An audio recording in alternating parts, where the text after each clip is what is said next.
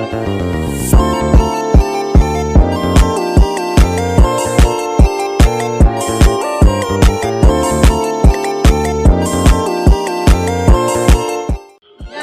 lupa like, komen, dan subscribe channel Institut Channel. Bye guys. Oke, assalamualaikum warahmatullahi wabarakatuh. Waalaikumsalam warahmatullahi wabarakatuh. Oke teman-teman, kembali lagi di channel Nafa Institut Channel.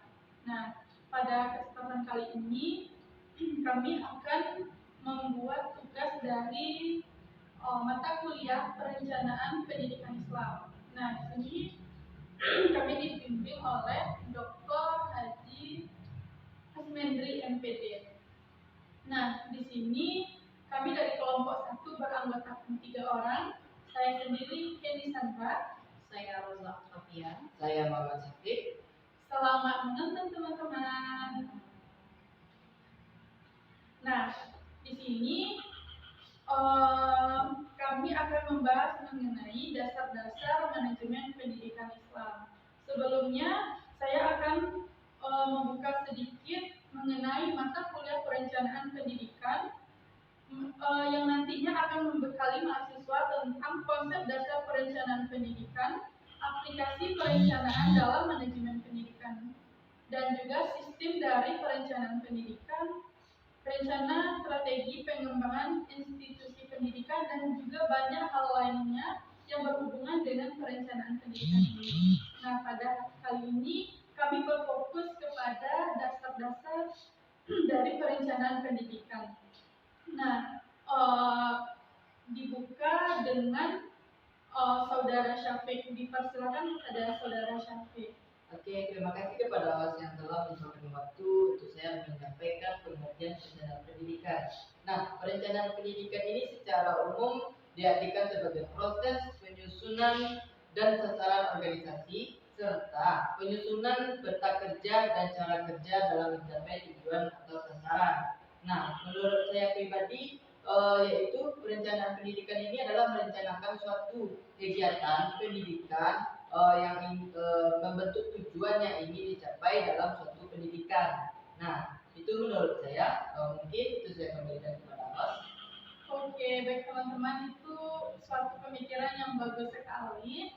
Selanjutnya kita berikan kesempatan kepada Bu Roza untuk menyampaikan pendapatnya juga. Dipersilakan kepada Bu Roza. Juga terima kasih atas waktu yang telah diberikan host. Pada kesempatan ini saya akan mencoba menjelaskan tentang pengertian perencanaan menurut para ahli. Pertama, menurut Roger A. Kaufman, mengemukakan bahwa perencanaan adalah suatu proyeksi tentang apa yang diperlukan dalam mencapai tujuan yang dinilai. Yang B. Sondang Pesigian merumuskan perencanaan sebagai keseluruhan proses pemikiran dan penentuan secara matang dalam hal yang akan dikerjakan pada masa yang akan datang. Dari beberapa definisi tentang perencanaan tersebut di atas, dapat disimpulkan bahwa konsep yang ada dalam pengertian perencanaan pendidikan adalah sebagai berikut. 1. Suatu rumusan rancangan kegiatan yang ditetapkan berdasarkan visi, misi, dan tujuan pendidikan. Yang kedua, membuat langkah atau prosedur dalam proses kegiatan untuk mencapai tujuan pendidikan. Yang ketiga, merupakan alat kontrol pengendalian perilaku warga suatu pendidikan, misalnya kepala sekolah, guru, karyawan, siswa, dan komite sekolah. Yang keempat, membuat rumusan hasil yang ingin dicapai dalam proses layanan pendidikan kepada peserta didik. Yang kelima, menyangkut masa depan proses pengembangan dan pembangunan pendidikan dalam waktu tertentu yang lebih berkualitas. Nah, baik, itu sangat terpercaya sekali ya teman-teman mengenai pengertian perencanaan menurut para ahli. Nah, di sini dapat kita tarik kesimpulan teman-teman bahwa perencanaan pendidikan ini adalah suatu rumusan rancangan kegiatan yang telah ditetapkan, berarti sesuai dengan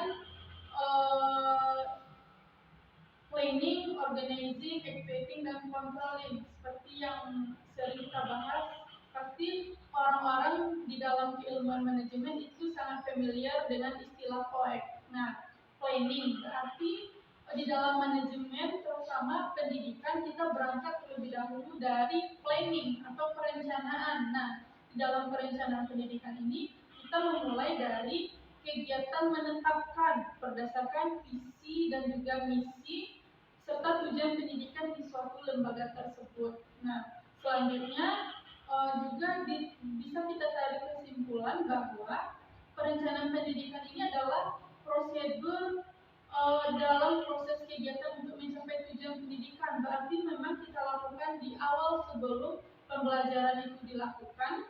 Berarti kita sudah harus merancang bagaimana pendidikan itu nanti dilakukan. Nah, selanjutnya mungkin saya akan bertanya kembali kepada Bu Roza mengenai apa sih tujuan dari perencanaan pendidikan itu sendiri, Bu? Dipersilakan. Baik, saya akan mencoba menjelaskan tujuan perencanaan pendidikan. Menurut Diego dalam Jumberensah tahun 1990 dan dalam Rudin dan Abin tahun 2005, tujuan pendidikan adalah untuk mereformasi pendidikan, yaitu suatu proses dari status sekarang menuju ke status perkembangan pendidikan yang dicita-citakan. Sementara itu, menurut Philip H. Kong menjelaskan, tujuan perencanaan pendidikan adalah agar pendidikan lebih efektif dan efisien sesuai dengan kebutuhan dan tujuan peserta didik dan masyarakat. Nah, terima kasih kepada Bu Roza. Itu sungguh luar biasa sekali, teman-teman. Tujuan dari perencanaan pendidikan itu untuk mereformasi pendidikan, karena pendidikan ini bersifat selalu berkembang sesuai dengan perkembangan zaman. Nah, proses dari sekarang dan yang akan datang tentu sangat berbeda, gitu teman-teman. Sesuai dengan perkembangan pendidikan yang dicita-citakan oleh lembaga pendidikan.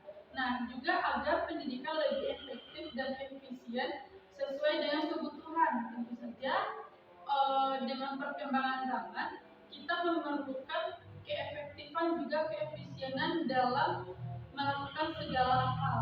Nah, sebelum kita lanjut kepada studi kasus, kita akan melihat dulu bagaimana ruang lingkup dari perencanaan pendidikan itu sendiri.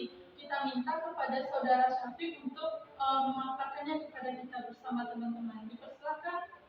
Baik, terima kasih kepada Mas yang sudah memberikan waktu lagi untuk menyampaikan tujuan dari ruang lingkup perencanaan pendidikan ini.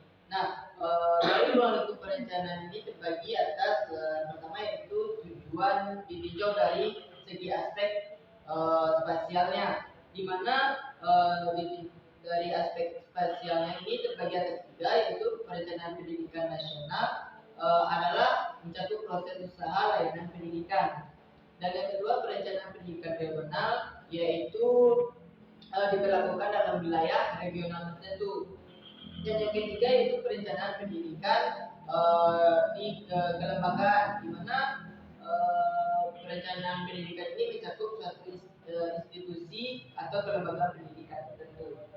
Nah, yang kedua ruang lingkup perencanaan pendidikan yaitu ditinjau dari segi aspek sifat atau karakteristik, di mana terbagi atas tiga bagian. Yang pertama yaitu perencanaan pendidikan terpadu. Perencanaan pendidikan terpadu ini adalah mencakup seluruh aspek yang terkait dengan proses pembangunan pendidikan. Dan yang kedua yaitu perencanaan pendidikan komprehensif, adalah perencanaan pendidikan yang disusun secara sistematik.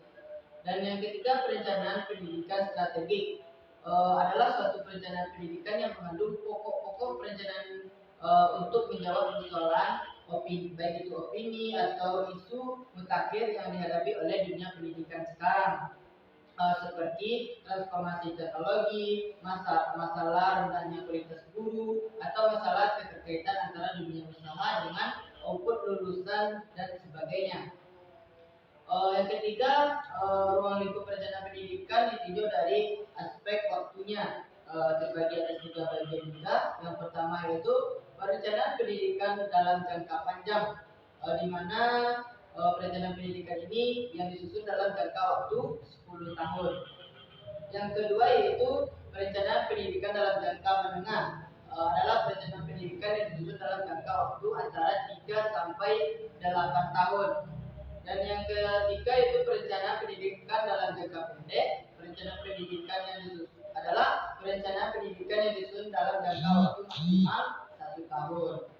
Nah, yang keempat dalam bentuk perencanaan yaitu ditinjau dari segi aspek tingkatan teknis perencanaan, terbagi atas beberapa bagian. Yang pertama itu perencanaan pendidikan makro, di mana perencanaan pendidikan makro ini adalah pendidikan yang bersifat nasional yang sering disebut dengan perencanaan pendidikan nasional. Dan yang kedua yaitu perencanaan pendidikan mikro, adalah perencanaan pendidikan yang disusun dan disesuaikan dengan waktu kondisi otonomi daerah masing-masing. Nah, yang ketiga yaitu perencanaan pendidikan sektoral, di mana artinya yaitu kumpulan program atau kegiatan pendidikan yang mendekatkan pada sektor tertentu. Yang keempat yaitu perencanaan pendidikan kawasan, adalah perencanaan pendidikan yang memberikan kawasan atau kawasan lingkungan tertentu.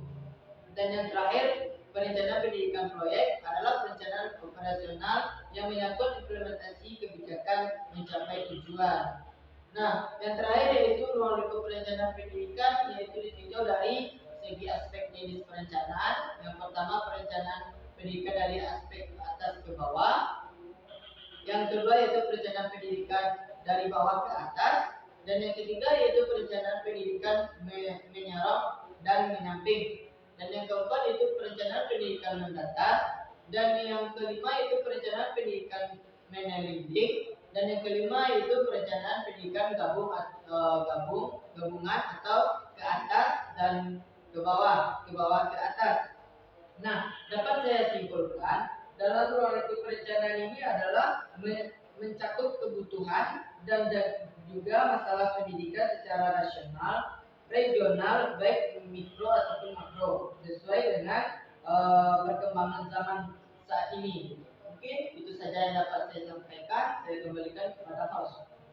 Nah, baik, ini sangat luar biasa sekali ya teman-teman. Kita berdiskusi dengan Bu Roza dan juga Saudara Syafiq. Ini banyak sekali yang dapat kita ambil kesimpulan dari perencanaan pendidikan itu sendiri. Karena memang perencanaan pendidikan seperti yang dipaparkan oleh Saudara Syafiq tadi ada dari, kita lihat dari aspek waktunya. Kita bisa merancang dari jangka panjang, jangka menengah, dan juga jangka pendek.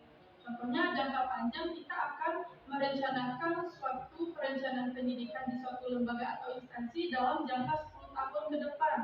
Nah, jika kita melakukan rancangan perencanaan pendidikan dalam jangka menengah itu dari jangka 3 tahun sampai 8 tahun. Benar seperti itu? Bu Roza? Ya.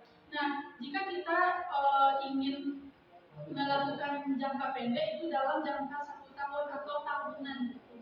Nah, di sini saya sangat tertarik Saudara Syafiq mengenai ruang lingkup di poin 2, perencanaan pendidikan strategik di bagian C, mengenai perencanaan pendidikan mengandung pokok-pokok perencanaan untuk menjawab persoalan atau opini dan isu-isu yang dihadapi pendidikan sekarang, yaitu mengenai transformasi pendidikan.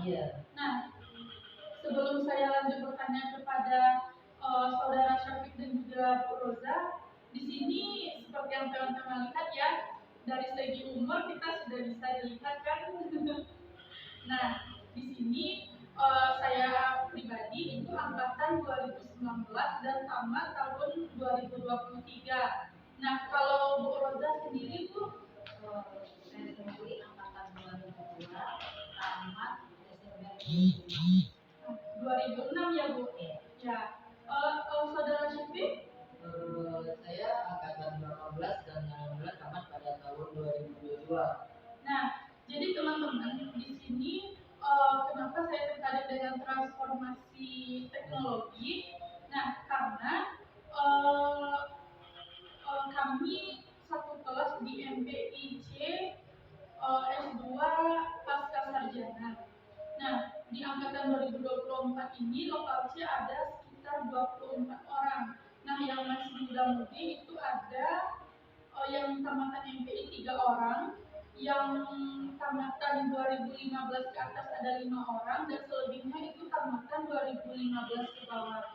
Nah, sebelumnya saya ingin bertanya kepada Bu Roza mengenai e-kampus, Bu. Nah, di dalam e-kampus, kalau menurut hemat saya itu merupakan salah satu dasar dari perencanaan pendidikan, karena tentu saja di dalam e-kampus itu banyak fitur-fitur ya, Bu.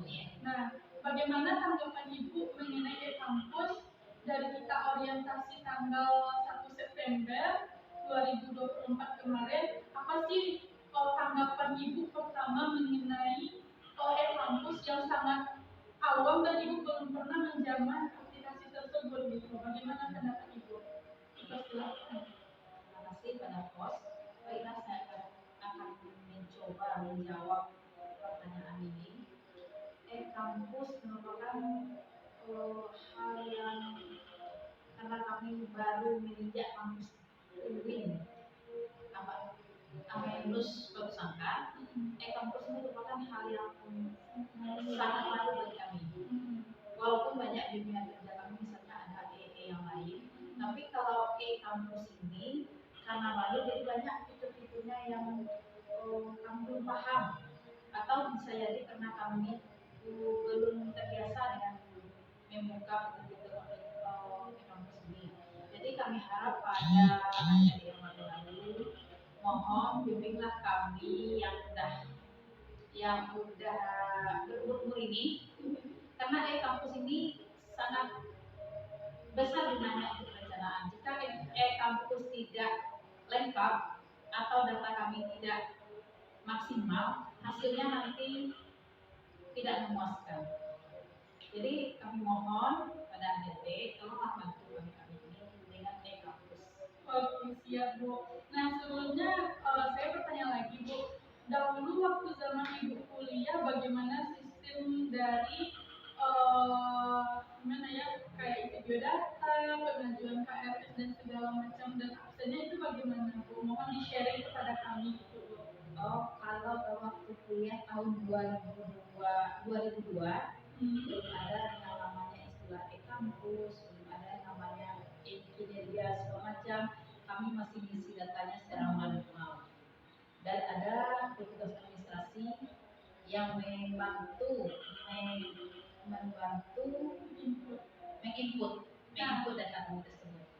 Oke, berarti bisa saya tangkap berarti Ibu kalau administrasi langsung ke bagian BA di BAK, berarti ke pihak kampusnya langsung. Iya. Berarti ya, Bu. Oh, berarti tidak ada yang namanya aplikasi. Ya, belum. Nah, sebelum kita tarik kesimpulannya, teman-teman, kita beralih dulu kepada Gen Z nih ya, kepada Saudara Syafiq. Bagaimana sih 2018 sampai 2022 itu? Dipersilakan, Saudara. Baik, terima kasih kepada host. Mungkin menurut saya pribadi, ya Bu, dulu pada tahun awal saya perkuliahan, saya sudah masuk dengan namanya aplikasi kampus. Di situ awalnya saya kuliah, saya juga tidak paham dengan apa itu kampus.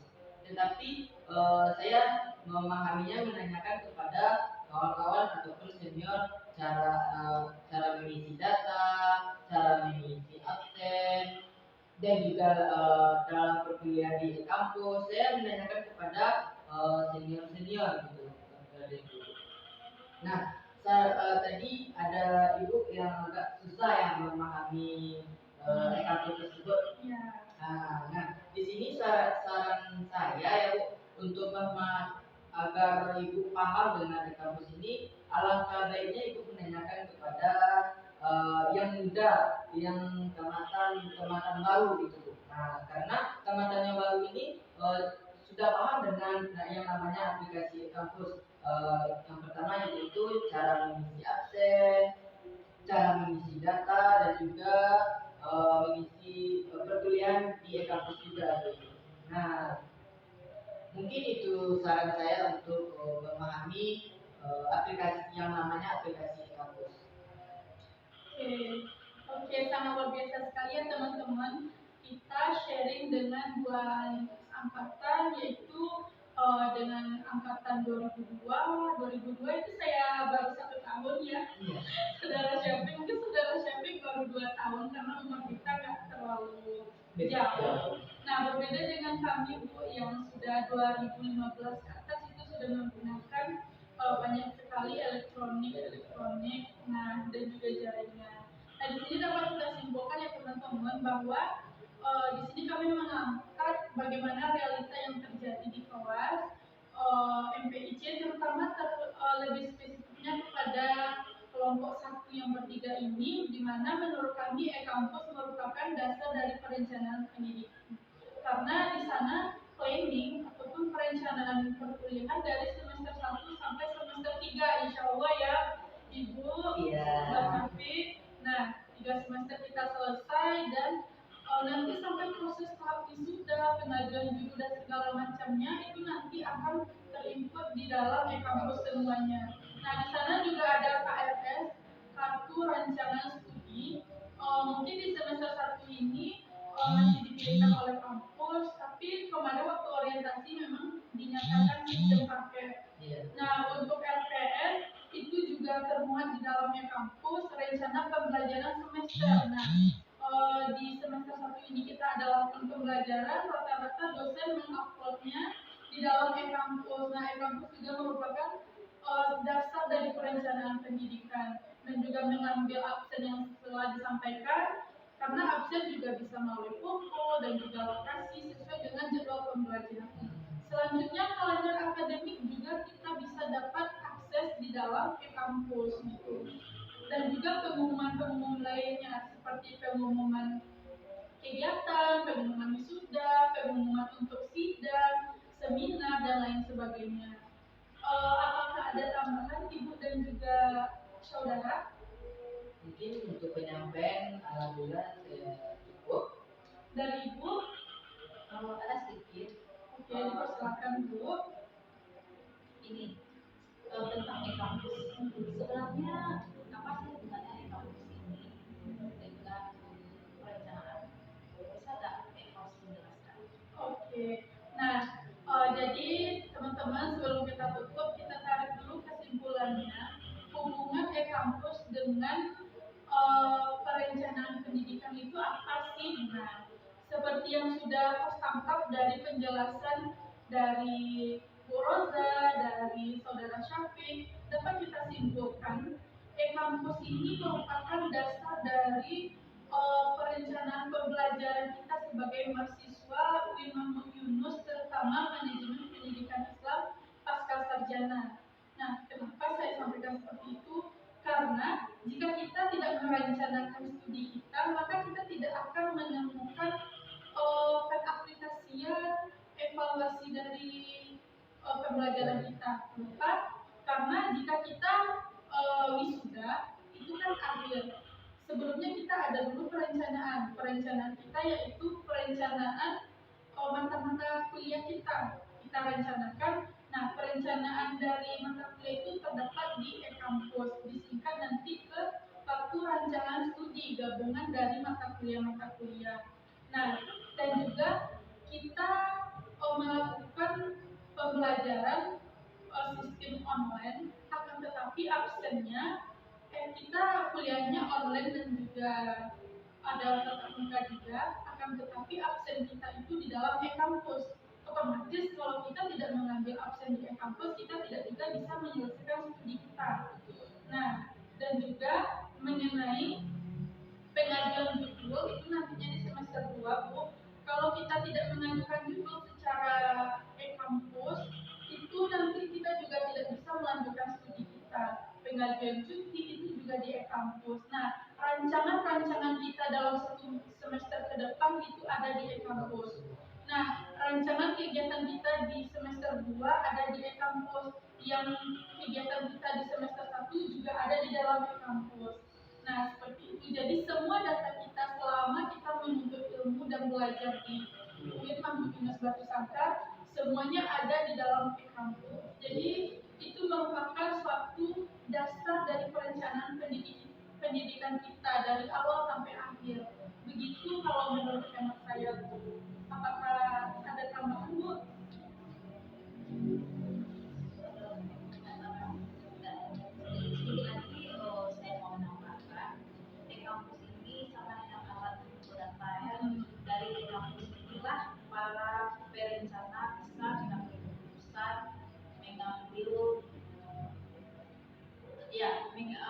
tindakan yang akan kita lakukan. Baik, Iya, benar sekali Bu. nah, Itu saja Bu. Oke, terima kasih teman-teman. Mungkin itulah penyampaian materi dasar-dasar perencanaan pendidikan dari kelompok 1. Mungkin di sini kita sistemnya lebih kayak sharing ya Bu. Ya, sharing bagaimana perencanaan pendidikan itu menurut pendapat kami gitu dari kelompok 1. Mungkin kalau ada kata-kata yang salah kami mohon maaf. Semoga channel ini dapat membantu teman-teman untuk lebih memahami bagaimana tentang manajemen pendidikan Islam, terkhusus perencanaan pendidikan Islam. Oke, saya pamit undur diri. Saya Kenny Sandra. saya Rosa Flavia. Saya Muhammad Syafiq. Sampai jumpa lagi teman-teman. Assalamualaikum warahmatullahi wabarakatuh. Dadah.